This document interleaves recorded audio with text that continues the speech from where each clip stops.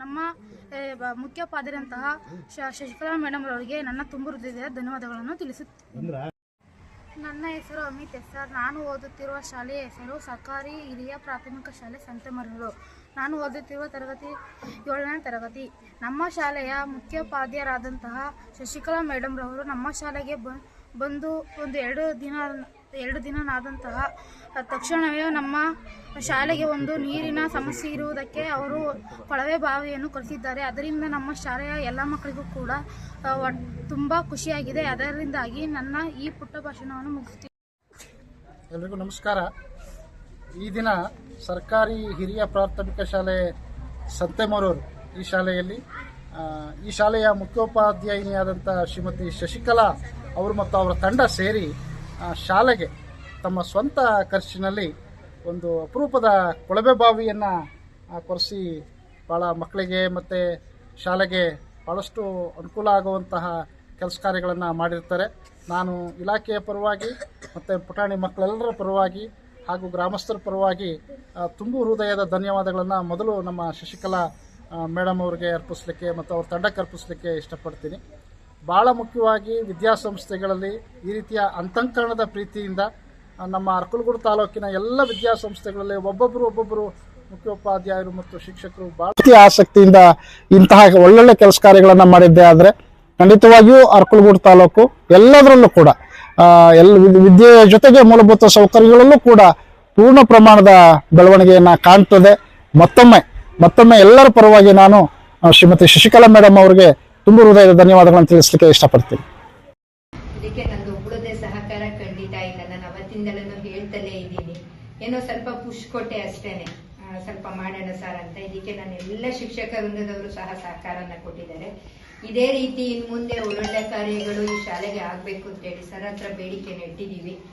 ಅವರು ಅದನ್ನ ಶೀಘ್ರವಾಗಿ ಮಾಡಿದ್ರೆ ಶಾಲೆ ಒಂದು ಇಡೀ ಈ ಒಂದು ಸಂತೆಮರೂರು ಶಾಲೆನ ಒಂದು ಅತ್ಯುತ್ತಮ ಶಾಲೆನಾಗಿ ತೆಗೆದುಕೊಂಡು ಹೋಗೋಣ ಅಂತ ಹೇಳಿ, ಇದಕ್ಕೆ ಎಲ್ಲರ ಸಹಕಾರನೂ ಬೇಕು ಅಂತ ಹೇಳಿ ನಾನು ಸರಲ್ಲಿ ಮತ್ತೊಮ್ಮೆ ಬೇಡ್ಕೊಂತ, ಮತ್ತೆ ನಿಮ್ಗಳೆಲ್ಲರ ಆಶೀರ್ವಾದ ಬೇಕು ನನಗೆ. ಯಾಕೆ ಅಂತಂದ್ರೆ ಇನ್ನೂ ಸ್ವಲ್ಪ ಹೆಚ್ಚಿಗೆ ಪ್ರೋತ್ಸಾಹವನ್ನ ಮಾಡುವಂತಹ ನೀವೆಲ್ಲ ಆಶೀರ್ವಾದವನ್ನ ಮಾಡಿದ್ರೆ ಖಂಡಿತವಾಗೂ ನಾನು ಉತ್ತಮ ಒಂದು ಕಾರ್ಯವನ್ನ ಮಾಡ್ತೀವಿ. ಎಲ್ಲ ಶಿಕ್ಷಕರ ಸಹಯೋಗದೊಂದಿಗೆ ಉತ್ತಮ ಶಾಲೆಯನ್ನಾಗಿ ಮಾಡೋಣ ಅಂತ ಹೇಳ್ಬಿಟ್ಟು ನನ್ನ ಪುಟ್ಟ ಭಾಷಣಗಳನ್ನ ತಿಳಿಸ್ತಾ, ನಾನು 19/12/2025 ಈ ಶಾಲೆಗೆ ಬಂದೆ. ಅನಿವಾರ್ಯತೆಯಾಗಿ ನನಗೆ ಇಲ್ಲಿಗೆ ಹಾಕಿದಾಗ ಹೋಗಬೇಕಲ್ಲ ಅನ್ನೋ ಒಂದು ದೃಷ್ಟಿಯಿಂದ ಬಂದೆ. ಆದರೆ ಇಲ್ಲಿ ಬಂದಾಗ ನನಗೆ ನೀರಿನ ಸಮಸ್ಯೆ ಮೊದಲು ಕೇಳಿಬಂತು. ಹಾಗಾಗಿ ನೋಡೋಣ, ಒಂದು ಸಣ್ಣ ಪ್ರಯತ್ನವನ್ನು ಮಾಡೋಣ ಅಂತ ಹೇಳಿಬಿಟ್ಟು ಸರ್ಗೆ ಹೇಳಿದೆ, ಸರ್ ನೋಡೋಣ ಕೊರ್ಸೋದಕ್ಕೆ ವ್ಯವಸ್ಥೆ ಮಾಡಿ, ನನ್ನ ಕೈಲಿಂದ ಆದಷ್ಟು ಸಹಾಯವನ್ನು ಮಾಡ್ತೀವಿ. ಹಾಗಾಗಿ ನೀರಿನ ಸಮಸ್ಯೆಯನ್ನು ಮೊದಲು ನೀಗ್ಸೋಣ ಅಂತ ಹೇಳಿಬಿಟ್ಟು ನಾನು ಈ ಬೋರ್ವೆಲ್ಲಿಗೆ ಪ್ರಯತ್ನ ಅದೇನೋ ಖುಷಿನ ಏನೋ ನೀರು ಚೆನ್ನಾಗಿ ಬಂತು. ಎಲ್ಲ ಮಕ್ಕಳಿಗೂ ಸಹ ನೀರಿನ ಒಂದು ಸಂತೃಪ್ತಿಯಾಗಿದೆ. ಈಗ ನಮ್ಮ ಶಾಲೆ ಒಂದು ಮುಂದಿನ ಒಂದು ಯಶಸ್ಸನ್ನು ಕಾಣಬೇಕು ಅಂತೇಳಿ ನಿಮ್ಗೆಲ್ಲರ ಸಹಕಾರ ಬೇಕು ಅಂತೇಳಿ ಮಾತು ಮುಗಿಸ್ತೀನಿ. ಸ್ವಾಮಿ ವಿವೇಕಾನಂದರ ಜನ್ಮದಿನ ಅಲ್ವಾ? ಹಸಿದ ಮಗುವಿಗೆ ತುತ್ತು ಅನ್ನವನ್ನು ನೀಡಲಾಗದ, ಒಬ್ಬ ವಿಧವೆಯ ಕಣ್ಣೀರನ್ನು ಒರೆಸಲಾಗದ, ಧರ್ಮದಲ್ಲಾಗಲಿ ದೈವದಲ್ಲಾಗಲಿ ನನಗೆ ನಂಬಿಕೆ ಇಲ್ಲ ಅಂತ ಹೇಳಿದವರು. ಒಬ್ಬ ವಿಧವೆಯ ಕಣ್ಣೀರನ್ನ ಒರೆಸಲಾಗದ, ಹಸಿದ ಮಗುವಿಗೆ ತುತ್ತು ಅನ್ನವನ್ನು ನೀಡಲಾಗದ, ಧರ್ಮದಲ್ಲಾಗಲಿ ದೈವದಲ್ಲಾಗಲಿ ನನಗೆ ನಂಬಿಕೆ ಇಲ್ಲ ಅಂದ್ರೆ ಬಹಳ ಮುಖ್ಯವಾಗಿ ನನಗೆ ಬೇಕಾಗಿರುವಂಥದ್ದು ಹ್ಯುಮ್ಯಾನಿಟಿ, ಮನುಷ್ಯತ್ವ, ಹಸಿವು, ಈ ಬಡತನ ಇಂಥದ್ದೆಲ್ಲ ಹೋಗ್ಬೇಕು ಅನ್ನೋಂಥ ಸದಾಶಯವನ್ನು ಇಟ್ಕೊಂಡಂತಹ ಅಪರೂಪದ ವ್ಯಕ್ತಿಯ ದಿನ. ನಿಮ್ಗೆ ಹೇಳ್ಬೇಕು ಅಂದ್ರೆ ಪುಸ್ತಕದ ನಿಜವಾದ ಮಾಲೀಕ ಕೊಂಡು ತಂದವನಲ್ಲ, ಓದಿ ಜೀರ್ಣಿಸಿಕೊಳ್ಳುವವನು ಅಂತ. ಪುಸ್ತಕದ ನಿಜವಾದ ಮಾಲೀಕ ಕೊಂಡು ತಂದವನಲ್ಲ, ಓದಿ ಜೀರ್ಣಿಸಿಕೊಳ್ಳುವವನು ಅಂತ ಹೇಳಿ ಸ್ವಾಮಿ ವಿವೇಕಾನಂದರು ಕರೆ ಕೊಡ್ತಾರೆ. ಹಾಗಾಗಿ ಹೆಚ್ಚೆಷ್ಟು ಪುಸ್ತಕಗಳನ್ನು ಓದಬೇಕು. ತಗೊಂಡು ಬಂದ್ಬಿಟ್ಟು ಇಟ್ಬಿಟ್ರೆ ಅದು ನಮ್ದಾಗಲ್ಲ, ಓದಿದ್ರೆ ನಮ್ದು. ಸೊ ಆ ಥರದ ಅಪರೂಪದ ವ್ಯಕ್ತಿತ್ವ ಇರುವಂತಹ ದಿನ. ದಿನಕ್ಕೆ ಸಾಕ್ಷಿ ಇವತ್ತು ನಮ್ಮ ಮುಖ್ಯೋಪಾಧ್ಯಾಯರು ಅಪರೂಪದ ಕೆಲಸ ಕಾರ್ಯಗಳನ್ನು ಮಾಡುವುದು. ಇದನ್ನು ನಾನು ಹಾಗೆ ಸುಮ್ಮನೆ ನೋಡಿದ್ರೆ ಸಂತೆಮರೂರು ಚೆನ್ನಾಗಿ ಕಾಣ್ತಿದೆ. ಕಾರಣ ನಮ್ಮ ಶಾಸಕ ಇಲ್ಲೇ ಸಮೂಹ ಸಂಪನ್ಮೂಲ ವ್ಯಕ್ತಿ ಇಲ್ಲೇ ಪಕ್ಕದಲ್ಲಿ ಕೂತಿದ್ದಾರೆ. ಇವರು ಬಹಳ ಅದು ಹೇಳ್ಬಾರ್ದು. ಲಾಸ್ಟ್ ಟೈಮ್ ನಾನು ಬಂದಾಗ ಎಲ್ಲ ಸಿಮೆಂಟು ಮರಳು ಎಲ್ಲ ಬಿದ್ದಂತ ಒಂದಷ್ಟು ಬಹಳ ಕಠಿಣವಾಗಿ ಮಾತಾಡಿ ಹೋಗಿದ್ದೆ. ಅಪರೂಪದಲ್ಲೂ ಇದನ್ನ ಯಾಕೆ ಹಿಂಗೆ ಇಟ್ಕೊಂಡಿದ್ದೀರಿ ನೀವು? ಸೊ CRC ಕೇಂದ್ರವೂ ತುಂಬ ಚೆನ್ನಾಗಿ ಕಾಣ್ತಾ ಇದೆ. ಜೊತೆಗೀಗ ಒಳ್ಳೆ ಪರಿಸರಕ್ಕೆ ಸಂಬಂಧಪಟ್ಟಂಗೆ ಗಿಡಗಳನ್ನು ಕೂಡ ಚೆನ್ನಾಗಿ ಹಾಕೊಂಡಿರ್ತೀವಿ. ಇದಕ್ಕೆ ಕಳಶಪ್ರಾಯವಾಗಿ ಇವತ್ತು ನಮ್ಮ ಮುಖ್ಯೋಪಾಧ್ಯಾಯಿನಿ ಮತ್ತು ಅವ್ರ ತಂಡ ಭಾಳ ಸಂತೋಷ ಆಯಿತು. ಮೊನ್ನೆ ನಾನು ಅದು ಬೋರ್ವೆಲ್ ಮಾಡಿ ನನ್ನ ಕಳಿಸಿದ್ರು ಇಂದ್ರೇಗೌಡರು ನನಗೆ. ಅವತ್ತು ಆ ಕ್ಷಣಕ್ಕೆ ಸ್ಟೇಟಸ್ಗೆ ಹಾಕ್ತಾ ಇದ್ರು, ಭಾಳ ಅಪರೂಪಪ್ಪ, ಅವ್ರನ್ನ ನಾನು ಖುಷಿ ಪಡಬೇಕು, ಅವ್ರನ್ನ ಮಾತಾಡಿಸ್ಕೊಡ್ಬೇಕು.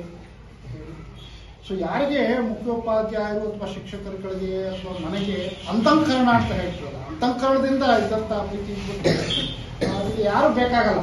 ಈಗ ಒಬ್ಬ ಮನೆ ಯಜಮಾನನಿಗೆ ಆ ಕುಟುಂಬದ ಮೇಲೆ ಅಂತಃಕರಣದ ಪ್ರೀತಿ ಇಟ್ಕೊಂಡ್ಬಿಟ್ಟಿದ್ರೆ ನಿಧಾನವಾಗಿ ಆ ಮನೆ ಬೆಳವಣಿಗೆ ಆಗ್ತಾ ಹೋಗ್ಬಿಡುತ್ತೆ. ಮುಖ್ಯವಾಗಿ ಬೇಕಾದದ್ದೇ ಪ್ರೀತಿ.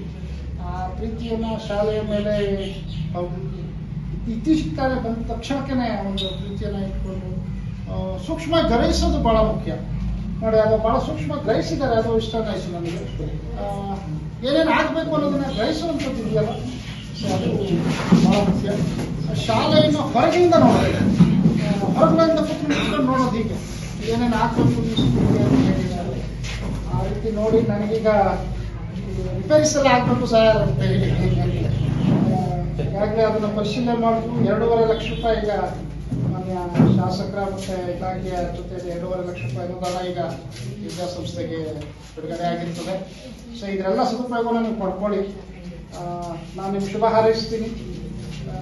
ಅಪರೂಪದ ವ್ಯಕ್ತಿತ್ವ, ಅಂತಃಕರಣದ ಗುಣ ಎಲ್ಲರಲ್ಲೂ ನಿರ್ಮಾಣ ಆಗಲಿ. ನಮ್ಮ ಅರಕಲಗೂಡು ತಾಲೂಕು ಸಾಕಷ್ಟು ಶೈಕ್ಷಣಿಕವಾಗಿ ಒಳ್ಳೊಳ್ಳೆ ಕೆಲಸಗಳು ಆಗ್ತಾ ಇದೆ. ಮುಂದುವರೆದು ಸಾಗಲಿ ಅಂತ ಹೇಳಿ ಈ ಸಂದರ್ಭದಲ್ಲಿ ಹೇಳ್ತಾ, ಮುಖ್ಯೋಪಾಧ್ಯಾಯರಿಗೆ ನಾನು ನಮ್ಮ ಇಲಾಖೆಯ ಪರವಾಗಿ ಮತ್ತು ವೈಯಕ್ತಿಕವಾಗಿ ತುಂಬ ಹೃದಯದ ಧನ್ಯವಾದಗಳನ್ನು ತಿಳಿಸಲಿಕ್ಕೆ ಇಷ್ಟಪಡ್ತೀನಿ. ಪುಟಾಣಿ ಮಕ್ಕಳು ನೀವೆಲ್ಲ ಇದ್ದೀರಲ್ಲ, ಈ ಕಾರ್ಯಕ್ರಮದ ಮೂಲಕ ನೀವು ಅರ್ಥ ಮಾಡ್ಕೋಬೇಕಾದಿಷ್ಟೇ, ನಾವು ಹಿಂಗೆ ಪಡ್ಕೊಂಡಿದ್ದೀವಲ್ಲ, ಈಗ ಶಾಲೆಯಿಂದ ನಾವು ಪಡ್ಕೊಳ್ತಾ ಇದ್ದೀವಲ್ಲ, ಮತ್ತೆ ದೊಡ್ಡವರಾದ ಮೇಲೆ ನೀವು ಕೂಡ ಈ ರೀತಿ ಶಾಲೆಗೆ ಏನಾದರೂ ಕೊಡುವಂಥ ಗುಣ ನಿಮ್ಮಲ್ಲೂ ನಿರ್ಮಾಣ ಆಗಲಿ ಅನ್ನುವಂತಹ ಸದಾಶಯಗಳನ್ನ ಇಟ್ಕೊಂಡು ಈ ಕಾರ್ಯಕ್ರಮ ಸಾಕಷ್ಟು ಸಲಹೆಗಳನ್ನು ನೀಡಿದ್ದಾರೆ. ಖಂಡಿತ ನಾವು ಅದನ್ನು ಪಾಲನೆ ಮಾಡ್ತೀವಿ. ಶಾಸಕರು ಕೂಡ ಅದು ಹೇಳಿದ್ದಾರೆ. ನನಗೆ ಗೊತ್ತಿಲ್ಲ, ಈಗ ಶಾಲೆ ಅಂತ ಪುಸ್ತಕ ಕೊಟ್ಟರೆ ಸಾಕು ಅಂತೇಳಿ ನಾವು ಎಲ್ಲರೂ ಶಾಸಕರು ಕೂಡ ಅದೇ ಹೇಳ್ತಾ ಇದ್ದಾರೆ, ಪುಸ್ತಕ ಬಿಟ್ಟು ಬೇರೆ ಏನು ಇರಬಾರ್ದು ಅಂತ ಹೇಳಿ. ಅದು ಒಮ್ಮೊಮ್ಮೆ ವ್ಯತ್ಯಯಗಳಾಗ್ತದೆ.